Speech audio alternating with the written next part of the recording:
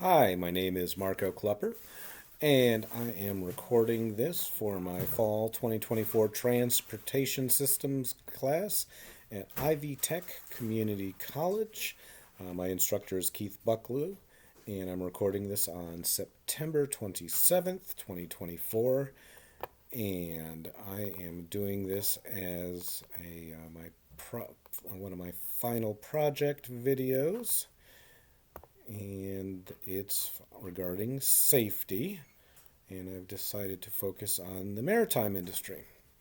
Now, one of the reasons why I decided to do this is because I figured I could dovetail with my last week's paper a little bit, in the sense that I did write on sustainability and innovation, and some of that does dovetail. Basically, for example, we are trying to, I say, there is an effort being made to do some decarbonization in the maritime industry, which can be a safety issue because the maritime industry does add a lot of, things into the air that we really rather wouldn't be breathing. I mean, for example, it's responsible for putting 9% of sulfur oxides into our atmosphere, 18% of nitrogen oxides. So, yeah, and about 12% of the U.S. population lives near seaports, so they're breathing in all that stuff, as well as, the soot and other things that come out of the smokestacks of those ships. So, we want to make those better. And some of the efforts that are being made is using low carbon and liquid and gaseous fuels, which makes them burn cleaner. They're also trying to do some hybridization. We're making a lot of the components electrical instead of having a mechanical powertrain. That helps bring down emissions as well. What you're doing there is you're basically running generators that then run the electricity that runs the things. It works a little better, at least as far as cleaning the air a little bit.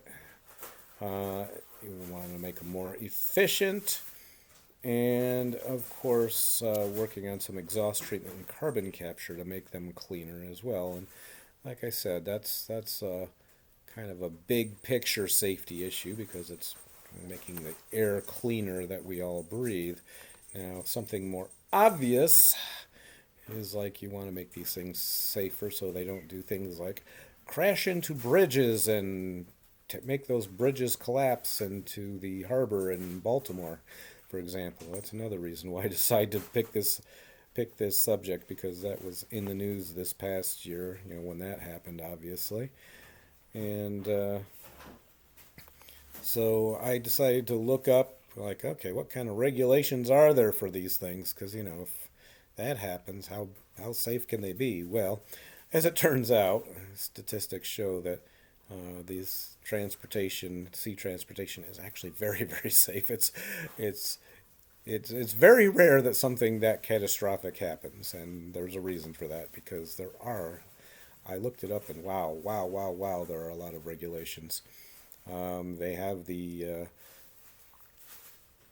Convention for Safety for Life at Sea, and they have the Convention for Prevention of Pollution from Ships, some of which I just touched on, and we have a Convention of the Control of Harmful Anti-Fouling Systems, which I think is more deals with what they're dumping into the sea.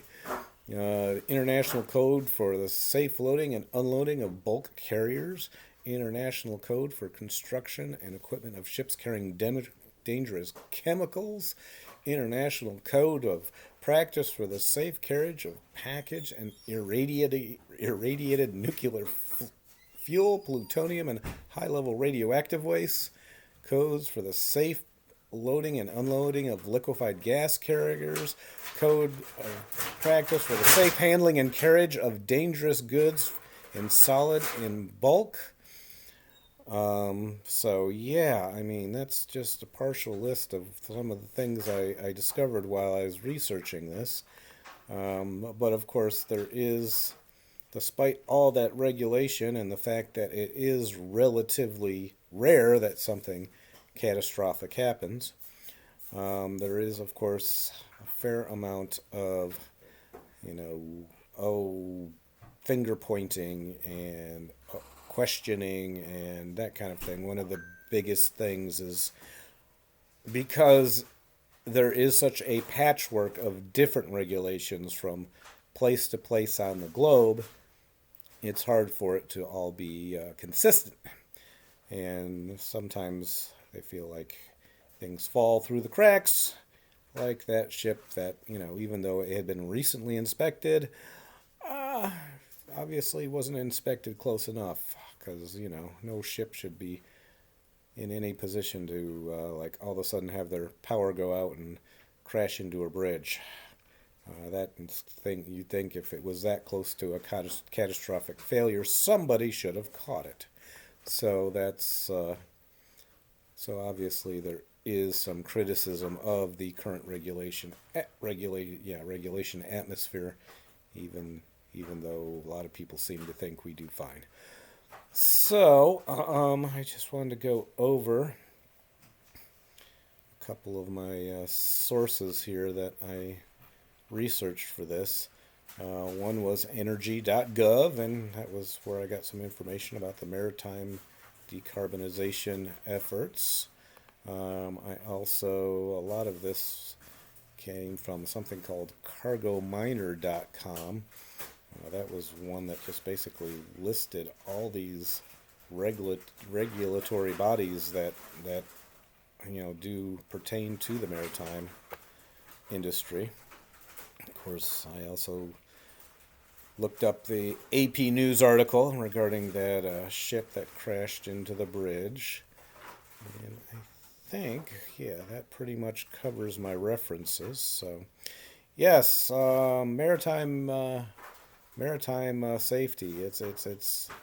It's important, and because if you don't pay attention, you crash into bridges or into people or pollute the water or pollute the air and make this world a worse place for all involved, obviously.